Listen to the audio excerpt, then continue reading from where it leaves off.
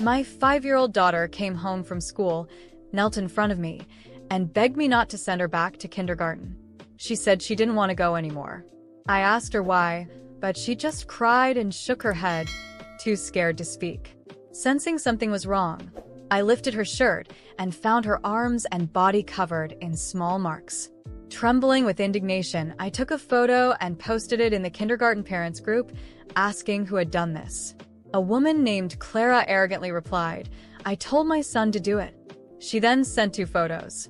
One was of her wedding to my husband, and the other was a picture of me with my daughter and my husband. She wrote, "You homewrecker. You dared to steal my husband and have a child out of wedlock. It's a miracle I didn't tell my son to do worse to your child." The parents group erupted with insults directed at me and my daughter. Even the teacher tagged Clara in the conversation, saying, "Enrique did very well today. I'll make sure he gets a gold star tomorrow." Clara sent a smug emoji and directly challenged me, "If you're upset, come find me." My son and I are still at the kindergarten. On the way there, with my daughter by my side, I sent a message to my company's legal team, "Prepare a divorce agreement as per the prenup. I want Tiago out with nothing. Also, my daughter was assaulted at the kindergarten. Bring a team immediately. I want them to pay for this. How dare Tiago live off me while keeping a mistress and a child on the side?" When I arrived at the kindergarten with my daughter, the first person I saw was Clara, surrounded by other parents from the class. They were praising her. "Clara, you're so discreet. If it weren't for all this, we'd never have known your husband is the CEO of Martin's Group." Another added, "No wonder you have such natural elegance. That's the kind of sophistication that comes with wealth." Someone else said, "We're here to support you. We're proper mothers, and we won't let a homewrecker like that intimidate you." Even the teacher was flattering her. "Clara, tell me Enrique's favorite foods, and we'll adjust the kindergarten menu for him." Clara looked radiant, basking in the compliments. Tiago, who had lived off my support for years, had been given control of a small branch of Martin's Group because I thought he needed responsibility. I never imagined this would become Clara's source of pride and admiration. The moment they saw me, the parents, who had been praising Clara moments earlier, immediately frowned and looked at me with disgust, as though I were something filthy. The teacher approached me with a cold expression and said, "Miss Silva, I've been instructed by the principal to inform you that Isabella is expelled, effective immediately." I glared at her and asked coldly, "My daughter was attacked. Instead of seeking justice for her, you're expelling her?" The teacher replied, "This is an elite kindergarten. The children here come from noble or wealthy families. A child from someone like you would only damage our reputation." My expression darkened as I warned her, "I suggest you investigate who the real homewrecker is before making accusations." At that moment, Clara stormed over to me and slapped me hard across the face. "How dare someone as despicable as you flaunt yourself in front of me? Did you really think having an illegitimate child would make you take my place as Mrs. Martins?" The slap left me stunned, while the other parents laughed and insulted me. I heard comments like, "You look decent, so why stoop so low as to be a mistress and have a child?" And some people pretend to be innocent, but the moment they see a rich man, they lose all control. Some bystanders started taking photos and videos of me, and even spat at me.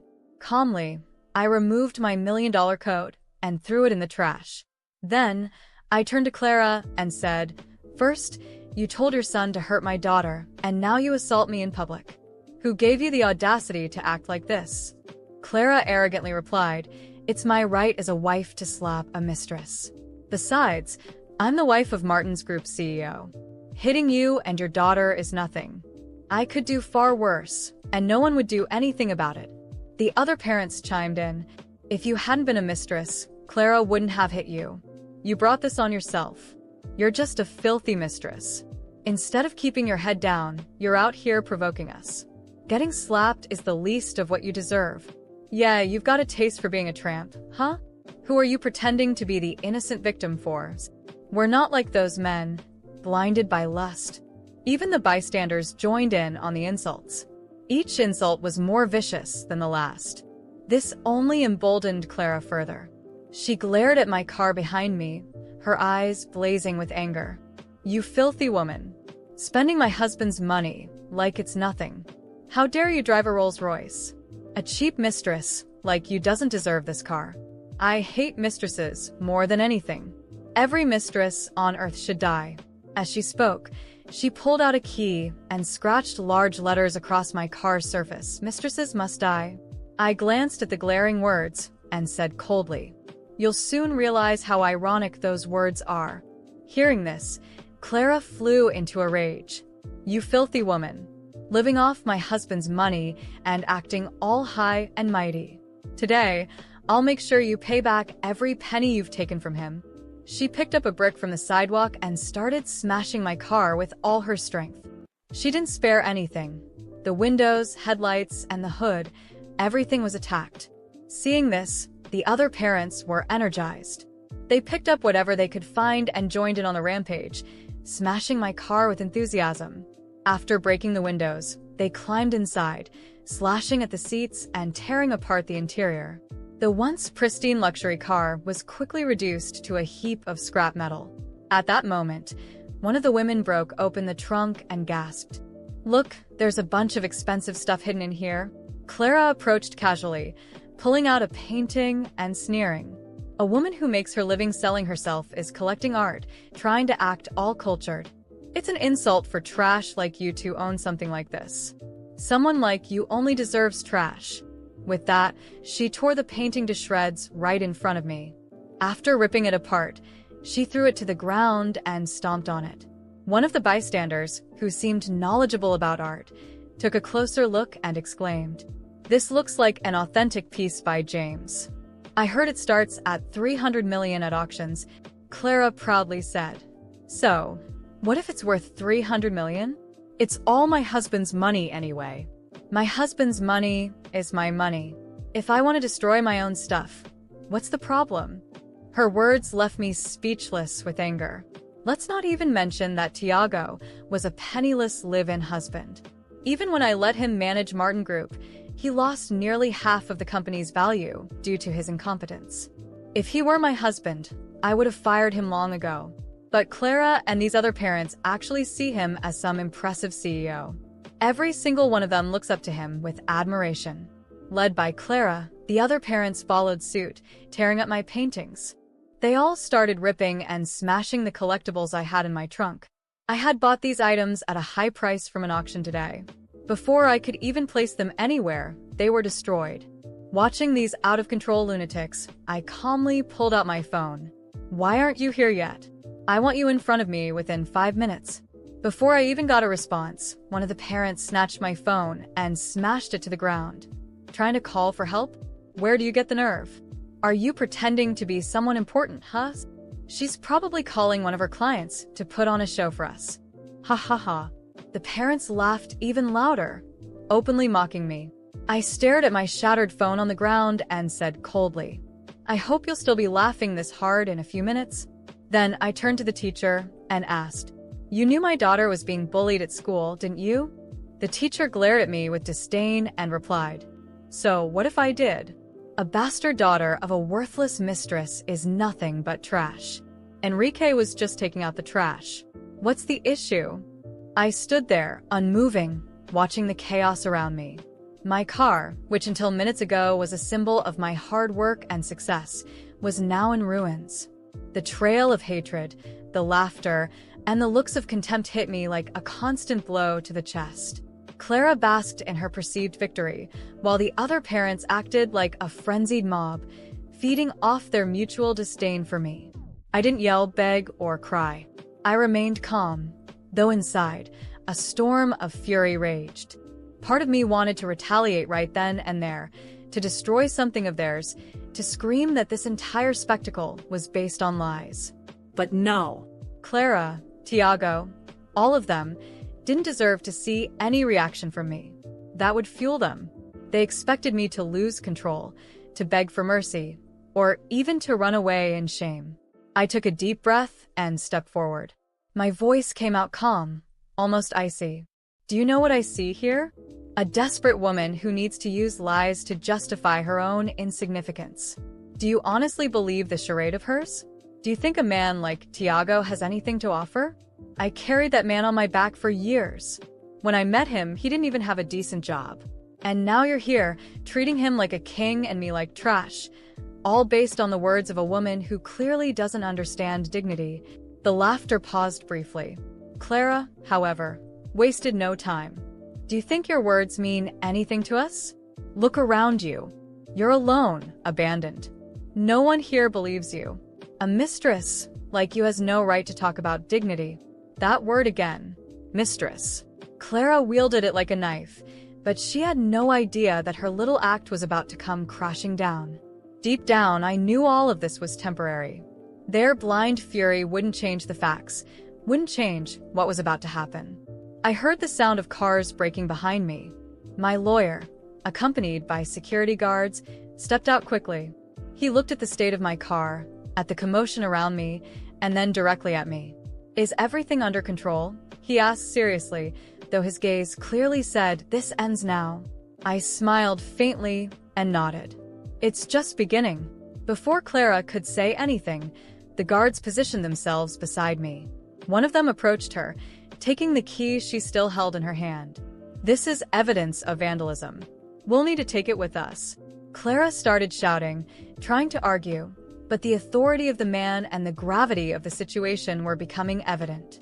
One of the parents, who had been breaking something inside the car, quickly dropped what they were holding and tried to slip away, but a guard stopped them. All of you participated in this destruction, my lawyer said, raising his voice so everyone could hear. The parking lot cameras recorded everything. This isn't just a case of vandalism, but also collective harassment. My client has every right to sue each and every one of you. He paused, pointing directly at Clara. And you, in particular, will have to answer for incitement to violence and defamation. The expressions of shock and panic began to spread across the group. Some parents tried to protest, claiming they had been influenced, that they didn't know what was really happening. Clara, on the other hand, kept insisting, trying to twist the narrative. She's a liar. This is all her fault. She stole my husband. She deserved every second of this. I stared at her directly. Clara, do you really think this will save you? That these empty words and this performance will hide the truth? I turned to my lawyer. Please show everyone what we found in the audit on Tiago. He pulled a document from his briefcase and began reading aloud. Tiago Martins, known as the CEO of Martin Group, embezzled funds from the company over the past 3 years. The total estimated amount is $25 million. The money was transferred to joint accounts between him and Clara. Evidence includes bank statements and intercepted emails. Silence fell immediately.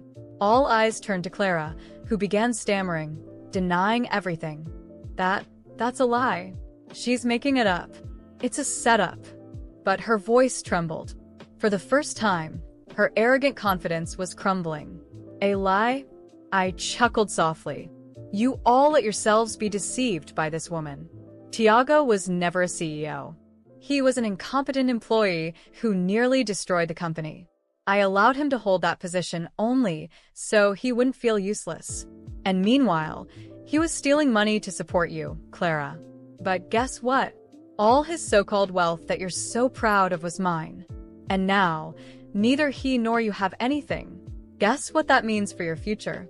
Clara, speechless, began backing away. The group around her was slowly dispersing, realizing they had sided with the wrong person.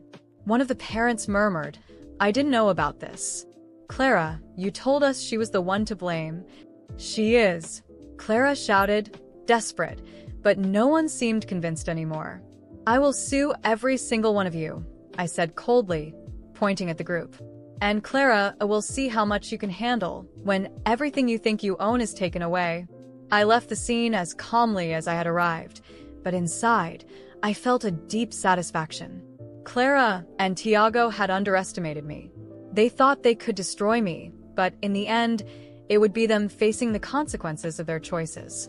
And this was just the first battle I had won. Everything I did in the days that followed was for her, my daughter. That little life, even in the midst of chaos, remained my greatest reason to keep going. Seeing her frightened face as she heard insults hurled at me, as she watched strangers destroy what was ours, was enough to seal my decision. No one would get away with it. My lawyer worked tirelessly, gathering every piece of evidence possible. The parking lot cameras were just the beginning. We obtained messages from Clara in the parents' group inciting hatred against me. On top of that, the financial audit evidence against Tiago was damning. He had embezzled millions from the company into joint accounts with Clara, and the irony was that they used that money to fund their luxurious lifestyle and maintain the appearance of a perfect family. The lawsuits were filed. Clara and Tiago wouldn't just face charges for vandalism and harassment, but also for theft and financial fraud. Clara's involvement was undeniable. She knew about the scheme, encouraged it, and benefited from it. Both their arrogance was replaced with panic when the legal notices arrived. During the trial, they tried to defend themselves. Clara cried, claiming she knew nothing and only trusted her husband. Tiago tried to twist the narrative, alleging that I had orchestrated everything. But the evidence was overwhelming. Emails between the two detailed their embezzlement plans. Bank statements showed direct transfers to Clara's accounts. Even messages of Clara boasting about how no one would ever find out were presented. With each new piece of evidence, their faces grew paler. The most impactful moment was when I took the stand. I looked at the jury, the judge, and then at them and said, "Everything I have done, everything I built, was to provide a better life for my daughter. When Tiago entered my life, I believed we were a team, that he wanted the same.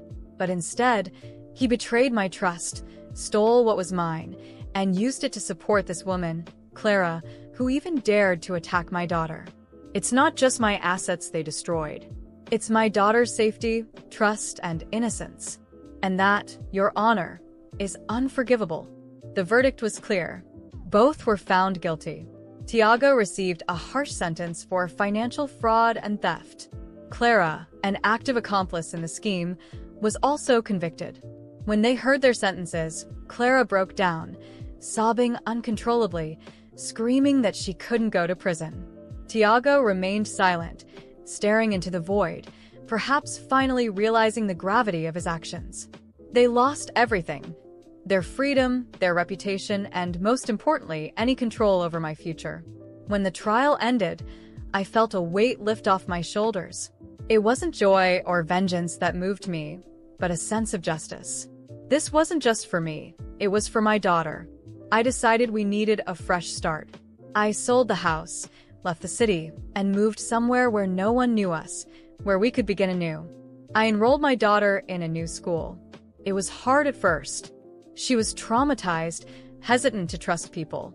The scars were no longer visible on her body, but in her behavior. For weeks, she struggled to approach other children, staying quiet and observing from a distance. But over time, things began to change. A caring teacher and kind classmates made all the difference. Slowly, she started smiling again. She made friends. One day, she ran home, excited to tell me she had been chosen to represent her class in a school project. I cried tears of relief and joy. My little girl was healing. Today, she's a happy child. She has many friends and never misses school. Every time I drop her off at the gate, I see her classmates run up to greet her, and my heart fills with gratitude. She doesn't talk about what happened in our old city, and I don't bring it up either. The past is buried there while we focus on building a better future. As for me, I restarted my career elsewhere. I've learned to be more cautious, to protect what's mine, and to never let anyone exploit my kindness as a weakness. I know I can't erase everything that happened, but I can ensure my daughter grows up in an environment where she feels safe and loved. Clara and Tiago? They're paying for their actions. Both remain in prison, and I'm sure they blame each other for what happened. But I don't think about them anymore. My revenge was seeing them face the consequences of their choices. My true victory is watching my daughter run, play, and smile without fear. Everything I did was for her, and I'd do it all again if I had to.